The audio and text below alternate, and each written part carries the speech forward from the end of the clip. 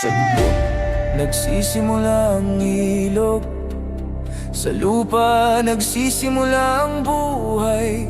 Kapag nasira ang ugat, paano tutubo ang bukas? Lupa, tubig, buhay, tatlo yan sa isang hininga. Kapag kinuha mo ang isa, ang lahat ay mawawala.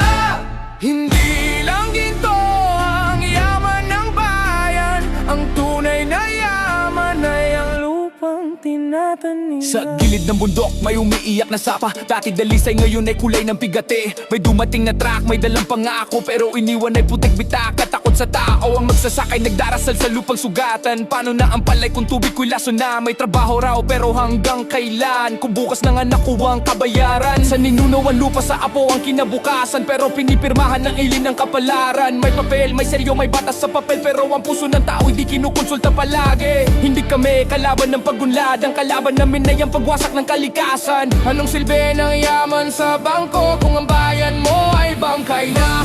Tubig, buhay, tatlo yan sa isang hininga. Kapag kinuha mo ang isa, ang lahat ay mawawala.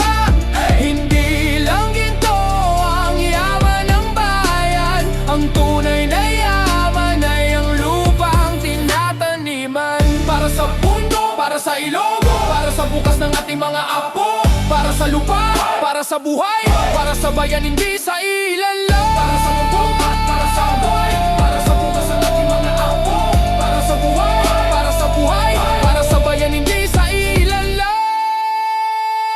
Sino ang tunay na nagbabayad ng presyo kapag baha na ang palayan na tuyo ang gripo? Sino ang yayaman? Sino ang mawawala kapag amina na ang hari? Lupa'y alipin na. Di namin hawak ang armas, so milyon ang hawak namin ay lupa at panalangin. Pero ang tinig na nagkakaisa, mas malakas kisa sa makinang bakal. Lupa, tubig, buhay, hindi yan pwedeng ipagpalit. Hindi yan presyo sa anumang kontrata at kasunduan. Kung gusto mo ng bukas na may ngiti, igalang mo ang lupa na bumuhay sa atin. Di bantay kit saan naminahan, di karayan kit saan natubo, di likit sana negosyo, daytoy kit pag natingan. Ang bundok ay hindi minan, ang ilog ay hindi tubo, ang bayan ay hindi negosyo.